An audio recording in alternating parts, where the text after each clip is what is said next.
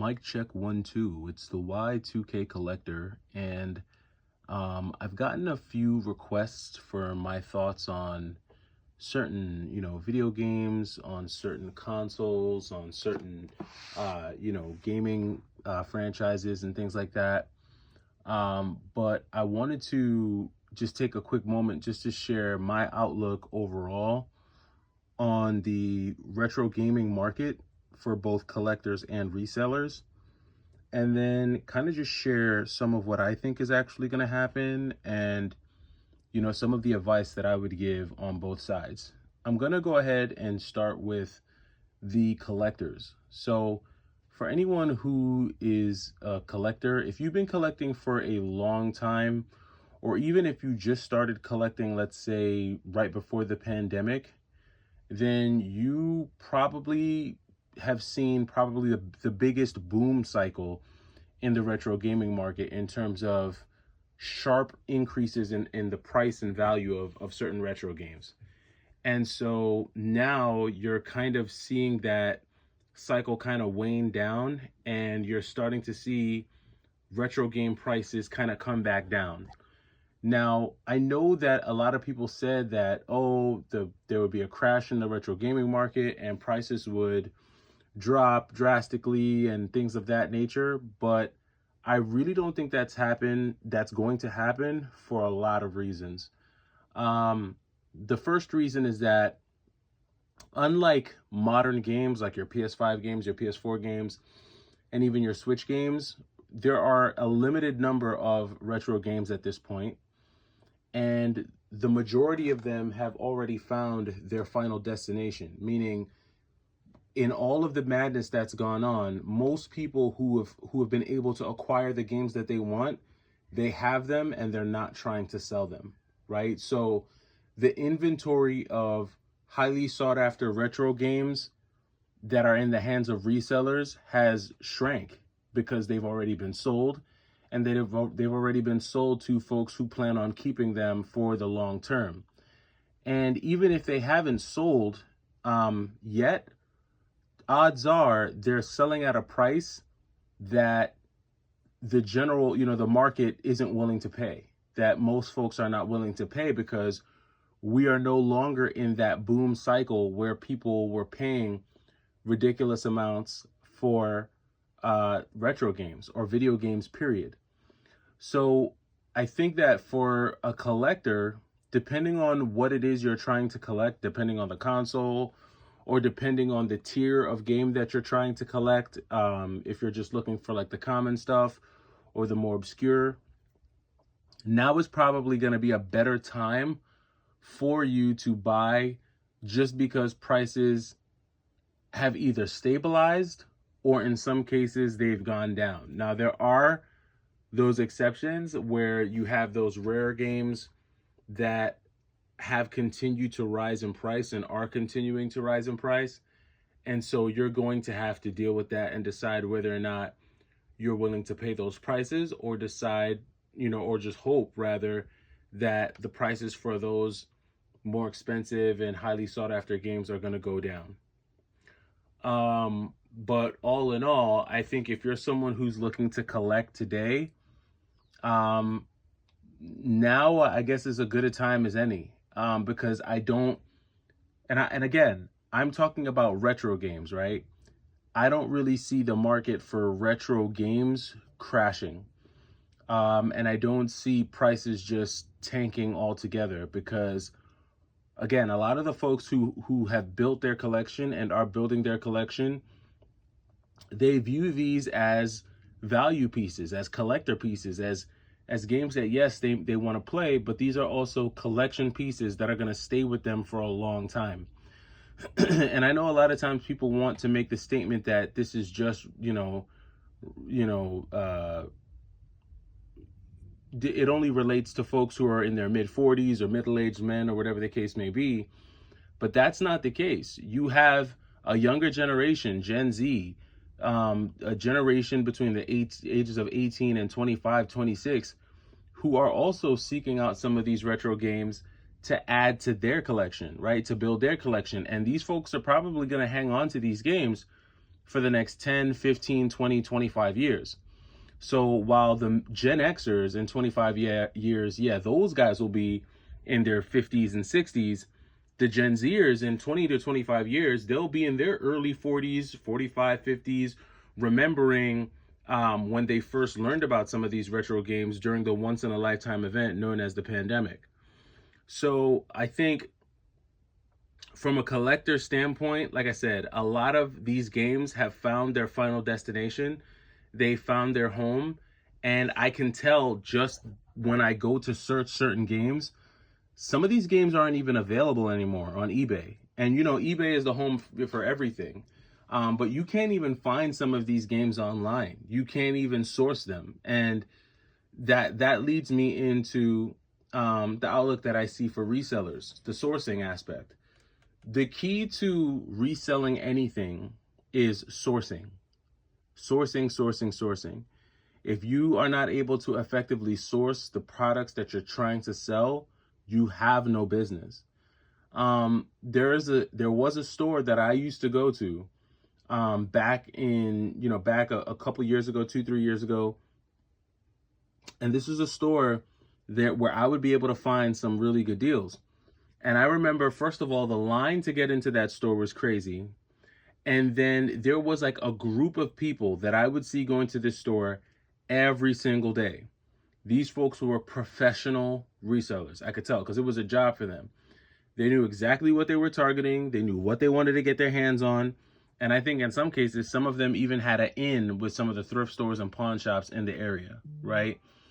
And sourcing has gotten even more competitive than it was during the pandemic or right after the pandemic, when it seemed like everyone was letting go of their retro games. And I think for resellers, like what I see a lot of resellers going back into the workforce. For real. Like I see a lot of resellers going back and getting a day job because they're not able to basically have enough product to sell. I recently saw one of Phoenix Resale's videos where you had a gentleman who was talking about how he went from doing over $10,000 per month in sales to less than $1,000 per month in sales in a matter of 3 years. He's doing less than a tenth of the sales that he was doing just 2 years ago. And a lot of it, again, dials down or boils back to sourcing. And even someone like Phoenix Resale, in my opinion, he's more in the media business at this point than he is in the reselling business, because I think even for someone as popular as him, sourcing just became too much of a headache, which is why he created an app so that other resellers could do the sourcing for him. So I don't really see the profit margins being there, even for someone who was just going to do reselling as a part-time gig or as a side hustle. To me, reselling even as a side hustle at this stage in the game just isn't beneficial and isn't worth your time. I think at the end of the day, from here moving forward, it's going to be a challenge. Now, I know that when I post this video, someone's going to come on my page and say, oh man, what are you talking about? I just found, a bunch of N64 games for $3, or man, it's great in my neighborhood, or man, and that's fine. You're going to have those one-offs. You're going to have those situations where maybe you randomly do run into a really great deal. But those are one-offs. Those are not common. It's not a common thing to see. And again, just look at YouTube. I remember there was a point in YouTube where there was a bunch of resellers, collectors, and flippers, all who had strong YouTube channels. I remember when I first started my YouTube channel, there were so many other guys that I used to watch that did the flipping, the reselling, the collecting thing. And I watched slowly but surely, year over year, month over month, as one by one, they all dropped. Their videos stopped. Everything dried up, and they weren't even posting anymore. And the only ones that continued were the ones who built enough of a subscriber base and a following to be able to continue, because, at that point they were more than likely getting monetized by YouTube. So they had some of the YouTube revenue coming in, and that probably helped with them being able to go out and buy retro games. And that's really just the way it works. I remember when I first got subscribed, and I didn't get paid my first month because I don't think I had enough revenue. But the second month where I actually got paid, I actually gave my first YouTube check away. I gave it to a subscriber who won. It was like a 1,500 subscriber giveaway. We're actually getting ready to run up on 3,000 subscribers now, which I think is pretty sick. I'll probably do a giveaway at the 3,000 subscriber mark. Maybe I'll do a $300 gift card giveaway. I don't know yet. Maybe not. We'll have to see. But a lot of the YouTube channels that I saw and followed, they're gone. And these were channels that were finding really great deals. I mean, they were finding, N64 bundles with a bunch of games and a bunch of Game Boy Pockets and a bunch of Game Boy Colors and AGS 101s and, Game Gear bundles. And they were finding all sorts of retro stuff, and they were able to flip and resell. But odds are a lot of those folks probably just wound up having to go back and get a regular job because it just wasn't sustainable. And so my advice, to the resellers, if you're someone reselling, I would start looking at putting my application in somewhere. I would sincerely start looking for a job, because this just is not the economy for that anymore. 2-3 years ago, not only people had a lot more time and a lot more money. And it's rare that you see people having money and time at the same time. Usually it's one or the other. Usually when you have a lot of money, you don't have a lot of time. Or when you have a lot of time, you don't have a lot of money. But what COVID did was it allowed people to have a lot of money and a lot of time at the same time, which is an amazing recipe for just frivolous spending. And not to say that buying, video games is frivolous in general. No, I mean, I think buying video games is great when you can afford it. But thanks to the current economy, we can't afford it. And, we thought that things were going to get a little bit better. We thought that we were going to be able to lower interest rates, which ultimately helps the economy, right? Because when interest rates get lowered, that means getting money is easier, borrowing money is easier, money's cheaper, which means that bigger businesses and bigger companies can borrow more money to expand their business, which usually means to more hiring and better paying jobs, which trickles down to the economy, puts more money back in that regular guy's pocket, which allows him to then go on Mercari and buy some video games, right? It's like a trickle down effect. Unfortunately, we're not seeing that. Inflation is still extremely hot, and it doesn't look like we're going to be able to lower interest rates anytime soon, which means the price of everything that we generally need is going to continue to be high. It's going to continue to be expensive. And so, the video games are really not a priority. And if you are buying a lot of video games and you have all of these expenses and responsibilities, then it becomes frivolous, right? I'll make this last point. If you think about it, 3 or 4 years ago, we were 3 or 4 years younger, right? So, and I know, obviously that's like an obvious statement, Y2K for sure. But think about it this way. Someone who was 16 4 years ago, now they're 20. Someone who was 20 4 years ago, now they're 24. Someone who was 16, now they're 22. And that leap, right, between 16 and 20 or 18 and 22 or 24, that's a huge life leap, because this is that 4 to 5 year gap where you transition from mom and dad paying and taking care of everything to where now you actually have to start figuring out life, what you're going to do, how you're going to manage. If you don't have a car, are you going to get one? If you don't have a girlfriend or a boyfriend, are you going to get one? This is where real life things start to take over. And there's a lot more things to consider outside of video games. Now, again, you're going to have that diehard constituents of folks who it's video games for life, from start to end, they live and die for video games. which is fine. But when you think about the general public, everyone is 4 years older. So someone who was 26 and is now 30 is completely reconsidering and thinking about their life and the next steps and where their life is going, right? They have a completely different perspective than they did 4 years ago. And that's the market that we're dealing with. Every guys and gals between the ages of 14, 16, even if you're someone who was 14, now you're 18, now you're an adult, now you can do a bunch of things you couldn't do before, right?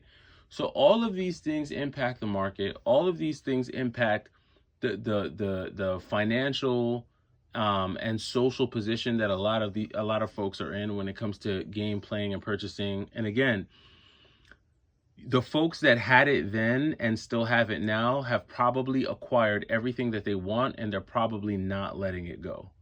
Like, there are games in my collection that I have at this point that I'm just not going to sell.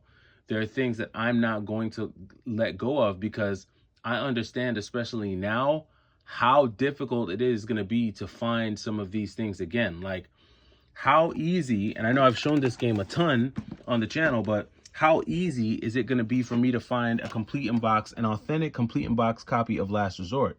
Not that easy. And so for me, I'm not selling this because I just know how hard it is going to be for me to find it again. So those are some of my general thoughts and outlooks on just the retro gaming market as a whole. I'm definitely planning on talking a little bit more and getting a little granular with some of my thoughts. I think someone asked me to share my perspective on the PlayStation Portable. So I may do a video on my PSP collection. I do have a pretty decent sized PSP collection. So I think I may do a video on that. And then as we kind of go into the spring and summer months, what I want to start doing is I want to start reading a few comments at the end of each video. I think that's a little bit better than like kind of waiting and just doing them all in one video. So maybe I'll add like a comment section towards the end of each video. I think that'll be cool, and it'll allow me to capture more of the comments in real time, if not in real time, but at least within a few days of them being posted. So stay tuned for that. Those are some of my thoughts. Let me know what you think based on what you're seeing in your local area, what you're seeing with your friends and family. And before we go, I did get in these two additional games here. These were also games that I got during GameStop's Buy Two Get One. First is this copy of Mario Bros. Deluxe for the Game Boy Color. Not bad shape. I thought this was a pretty decent pickup. And then the other game that I got there was Dragon Warrior Monsters. I'm not sure if I'm gonna keep these though. I popped them in and played them for a little bit. Not as exciting as I thought these would be. Definitely not as fun as like the Zelda games that I picked up, but we'll see. But that does it for me.